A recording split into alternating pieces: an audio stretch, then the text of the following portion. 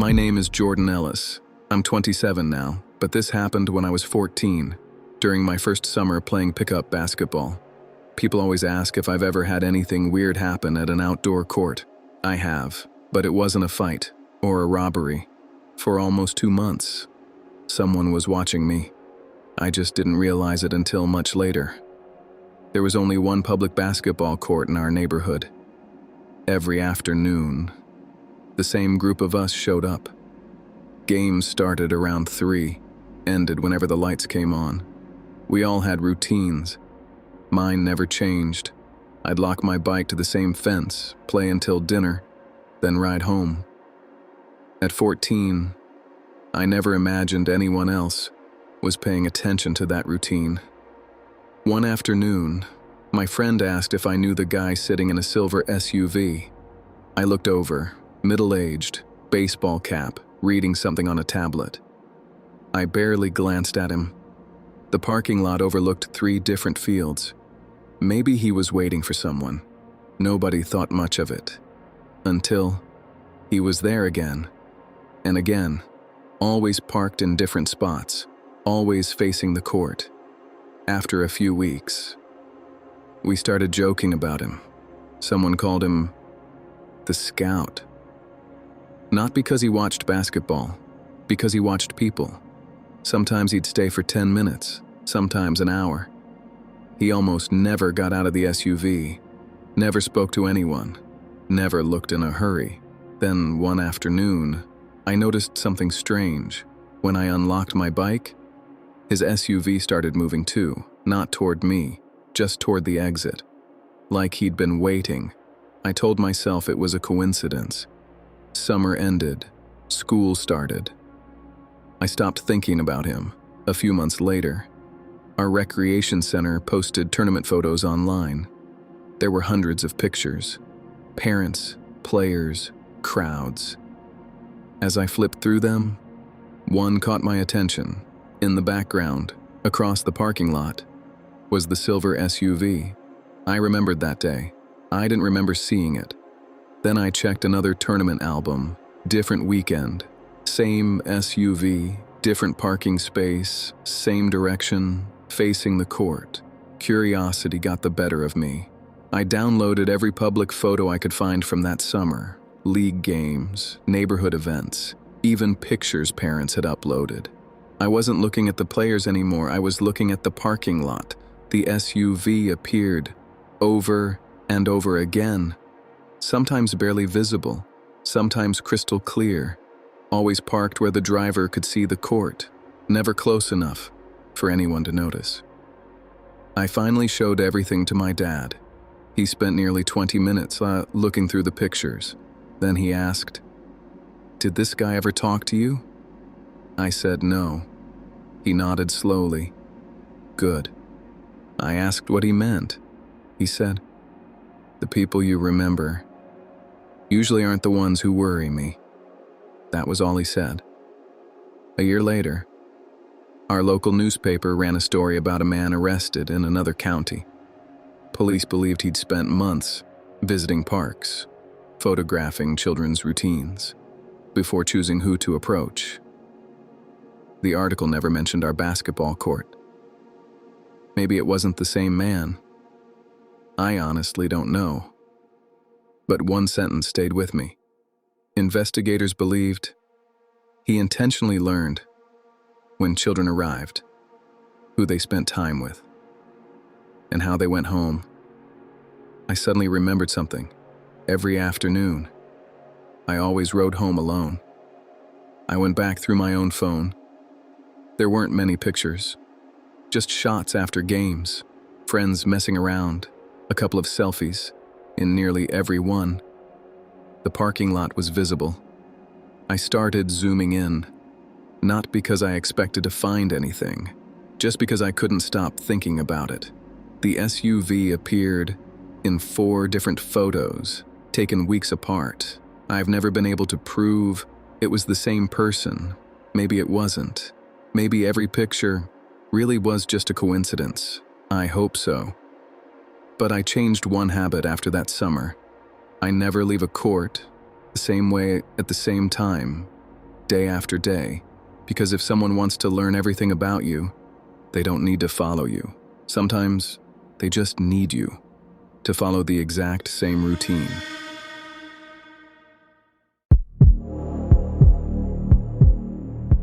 My name is Marcus Reed. I'm 28 now, but this happened when I was 15, during summer break. People think the most dangerous part of playing basketball at a public court is getting into a fight. It wasn't. The closest I've ever come to disappearing started with 4 simple words. One more game, kid. Every afternoon, my friends and I played at an outdoor court behind an old middle school. It wasn't anything special. Cracked pavement, bent rims, chain-link fences, but everyone in the neighborhood knew it. My older brother used to play there too. Before he left for college, he gave me one rule. When everybody starts heading home, you head home too. I laughed. He didn't. One evening, our games ran later than usual. By the time the sun started setting, there were only 4 of us left. That's when I noticed a man standing outside the fence. Gray hoodie, basketball under one arm, probably in his late 40s. When our game ended, he smiled at me. "You've got a nice shot. You want to run one more game?" I told him I was tired. He nodded. "No problem. Maybe tomorrow." There wasn't anything obviously wrong about him, but I remember wondering why he'd been watching. Instead of asking to join earlier, about a week later, I came back after dinner. Only a handful of people were still there. As I walked onto the court, I heard someone behind me. "I was hoping you'd show up." It was him, same hoodie, same basketball, same smile. He acted like we already knew each other. "You still owe me that game." My friends laughed. One of them asked if he was my coach. I said, "No." The man chuckled, then looked directly at me. "Well, maybe after everybody leaves." For some reason, that sentence stuck with me. I didn't stay. The next few weeks, I started noticing something. Whenever the court was packed, he wasn't around. But if only a few people were left, I'd catch him somewhere nearby, sitting in his car, standing outside the fence, walking past the park. He never waved at anyone else, only me. Eventually, I stopped going unless I had friends with me. One Saturday, my friends all left earlier than I expected. I stayed behind, shooting free throws by myself. I figured I'd leave after making 10 in a row. I was on number 7 when I heard a basketball bounce behind me. I turned around. He was standing under the opposite basket, smiling. Looks like it's finally just us. One more game. Every instinct I had told me to leave. I grabbed my backpacks and started walking toward my bike. He didn't follow, at least not on foot. About 2 blocks from the park, an old sedan pulled alongside me. The passenger window rolled down. It was him, calm as ever. "You missed the shortcut. I can get you home faster." I never answered.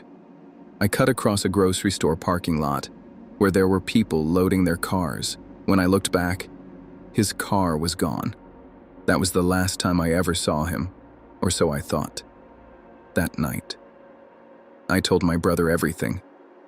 He listened without interrupting. When I finished, he didn't ask what the man looked like. He asked something else. "Did he wait until everyone else left?" I nodded. My brother stared at the floor, then quietly said, "That's why I told you never stay." He never explained any further, and I never pushed him to. Years passed. The old court was torn down. Life moved on. Then one night, I came across a local community page online. Someone had posted about a man approaching teenagers at different parks. The comments were full of parents sharing stories. One detail kept appearing. He never bothered groups. He always waited until only one kid was left. Reading that made my stomach drop, because I'd forgotten something. I went back through old photos on my phone. Every picture I still had from that summer showed the court packed with people, except the last one, the one I'd taken just before leaving early that Saturday. I wasn't photographing the court. I was photographing my new basketball. In the background, barely visible near the fence, was the man, standing completely alone, looking straight at me. I never noticed him when I took the picture. But what really bothered me was the timestamp. 3 minutes later, every one of my friends had already gone home. I would have been the only person left if I'd stayed just a little longer. Now, whenever my nephews ask why I insist on picking them up after they play, I tell them the same thing my brother told me. When everyone else leaves, you leave too. Because sometimes, the person waiting for one more game isn't interested in basketball at all.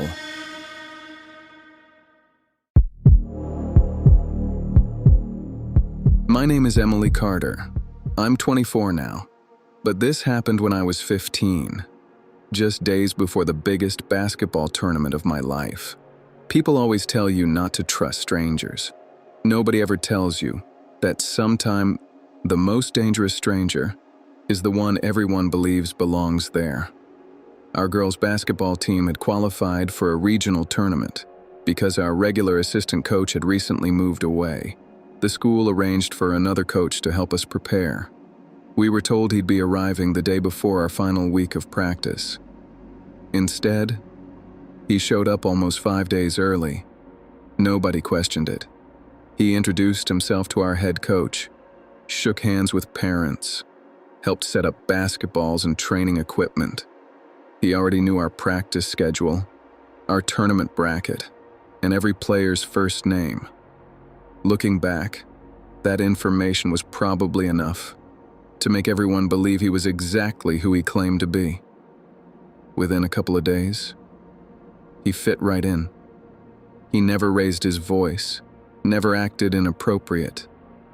He'd rebound for us during shooting drills, bring cold sports drinks after practice, laugh with parents while they waited outside. Everyone assumed the school had already verified who he was. The school assumed our coach had, and we assumed the adults knew what they were doing. Looking back, that's probably how he stayed around for so long. 3 days before the tournament, practice ended early. Most of the team had already left. Only 3 of us were still waiting for rides. He smiled and said, "You girls have been working hard. My treat. Let's grab burgers before your parents get here." It didn't sound strange. He was our coach, or at least, that's what every one of us believed. We climbed into his car. None of us thought twice. About 10 minutes into the drive, my phone slipped between the passenger seat and the center console. I leaned down to grab it. That's when I noticed a leather wallet, partly sticking out from underneath the driver's seat. I picked it up. I figured he'd dropped it. When I opened it, the driver's license inside had a completely different name. Different first name, different last name. I checked it twice, thinking maybe it belonged to someone else. Then I looked at the photo. It was him, the same face, different name. My stomach dropped. I quietly handed the license to the girl sitting behind me. She read it, then looked at me. Neither of us said a word, trying not to panic. I looked at him and said, "Can you just take us back to the gym?" He didn't answer. He just kept driving. A few seconds later, I asked again. This time, he gripped the steering wheel tighter. Still, he said nothing. The girl behind me leaned forward.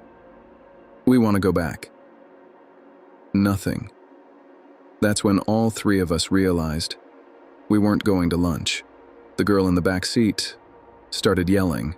Then all 3 of us were shouting, "Stop the car! Pull over! We're calling our parents!" His face changed completely.